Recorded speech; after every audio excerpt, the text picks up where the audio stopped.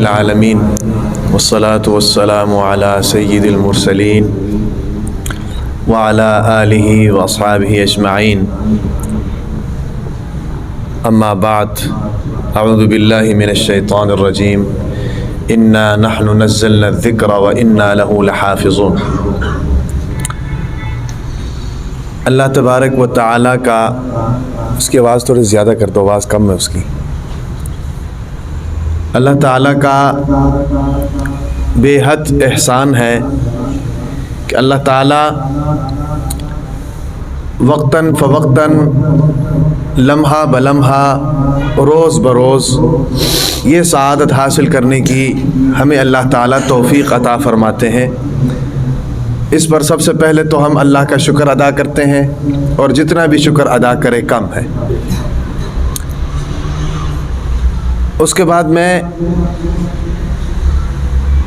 سب سے پہلے تو حافظ صاحب کو مبارکباد پیش کرتا ہوں، حافظ حسنین کو، ان کے استاد محترم قاری زاہد اللہ صاحب اور ان کے والد محترم مولانا قاری رحمت ناصر مکی صاحب،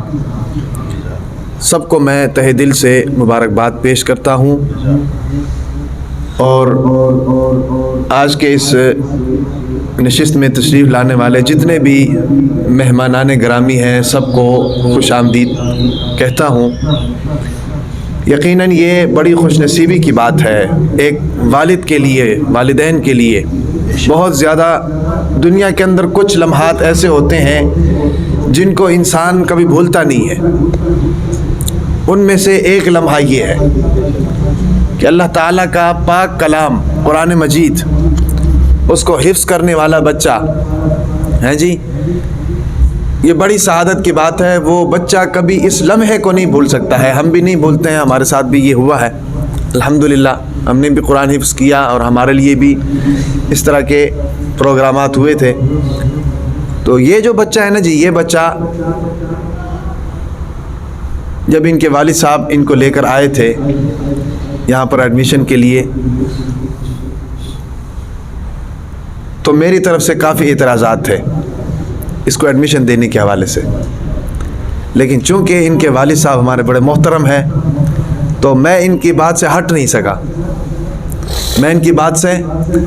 سکا، اور آج اللہ تبارک و تعالیٰ نے یہ موقع ہمیں دے دیا اور یہ منظر دیکھنا ہمیں نصیب کیا کہ اس بچے نے 1 سال کے کم عرصے میں، ابھی سال بھی اس کو پورا نہیں ہوا ہے،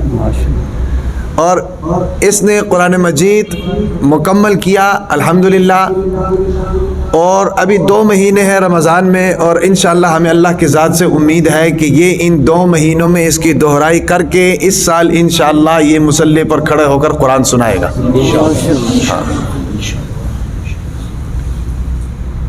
اور مجھے یہ بھی امید ہے انشاءاللہ کہ یہ بچہ جو ہے دین کا خدمتگار بنے گا، اور ہر اول دستے میں، صف اول میں یہ بچہ ہوگا انشاءاللہ۔ ہاں، اور یہ بچہ جو ہے ہمارے باقی سارے طلباء کرام کے لیے ایک طرح سے یہ نمونہ ہے، مثال ہے کہ اگر آپ محنت کرتے ہو تو محنت کا پھل کبھی ضائع نہیں ہوتا ہے۔ اور بعض بچے تو کہتے ہیں کہ جی ہمیں قرآن یاد نہیں ہو رہا، سپارہ یاد نہیں ہوتا، سبق یاد نہیں ہوتی، سبق یاد نہیں ہوتا۔ یہ نہ ماننے والی بات ہے۔ کیوں؟ اس کی وجہ یہ ہے کہ قرآن تو بھائی معجزہ ہے، قرآن معجزہ ہے، اور یہ کیسے ہو سکتا ہے کہ اللہ نے قرآن کو بطور معجزہ ہمیں دیا ہے اور وہ ہمیں یاد نہ ہو؟ یہ نہیں ہو سکتا۔ ہماری یاد کرنے میں کمزوری ہو سکتی ہے، سمجھداری میں کمزوری ہو سکتی ہے، عقل میں کمزوری ہو سکتی ہے، محنت میں کمزوری ہو سکتی ہے، قرآن کی طاقت میں کوئی کمزوری نہیں ہے، ٹھیک ہے نا جی۔ تو یہ ہمارے لیے ایک بطور مثال ہے کہ ایک بچہ 1 سال کے قلیل عرصے میں میٹرک کر کے آیا ہے بھائی، اور قلیل عرصے میں قرآن مجید کو حفظ کر رہا ہے، اور حفظ کر کے اگلے 2 مہینے میں وہ اتنا پر امید ہے کہ اس کو پتہ ہے کہ میں ایک سپارہ سبق سنا کر دہرائی مکمل کر کے فارغ ہو کر مصلی پہ کھڑا ہو جاؤں گا۔ تو آپ کیوں نہیں کر سکتے ہیں؟ دنیا کے اندر یہ بات جو ہم نے پھیلائی ہوئی ہے نا کہ جی اس کے پاس ذہن نہیں ہے، یہ کن ذہن ہے، یہ بات ہی غلط ہے، یہ بات ہی غلط ہے۔ ہم اس کو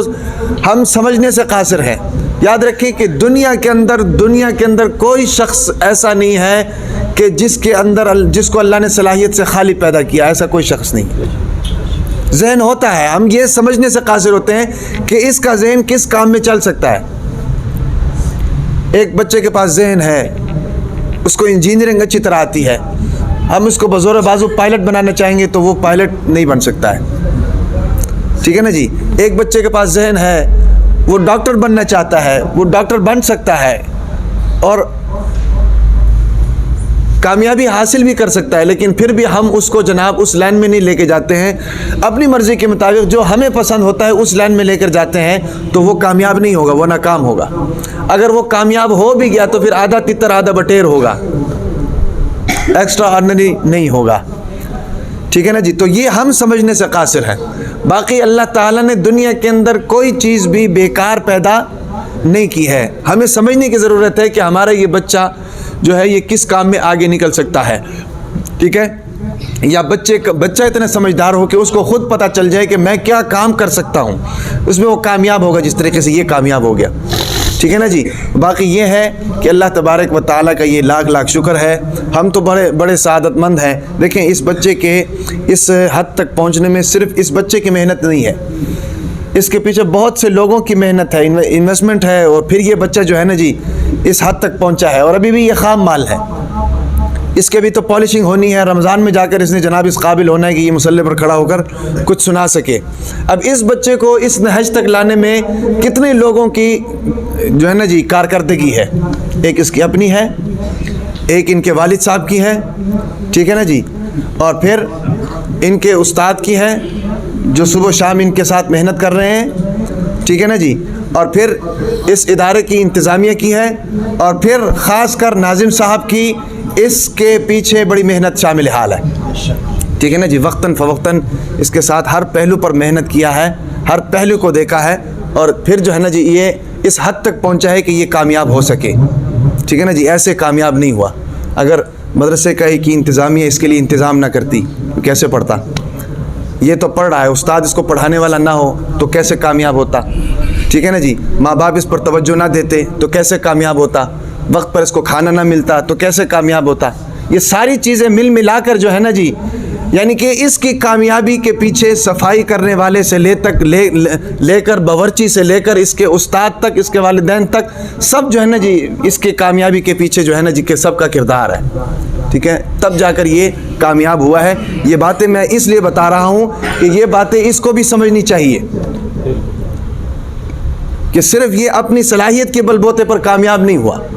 ان سب لوگوں نے مل کر اس کو کامیاب کیا ہے، اور آج یہ کامیاب ہوا ہے، اور یہ بڑی سعادت کی بات ہے۔ اللہ تعالیٰ نے اس کو کامیابی دی، ورنہ بہت سے لڑکے ہم دیکھتے ہیں محروم ہو جاتے ہیں،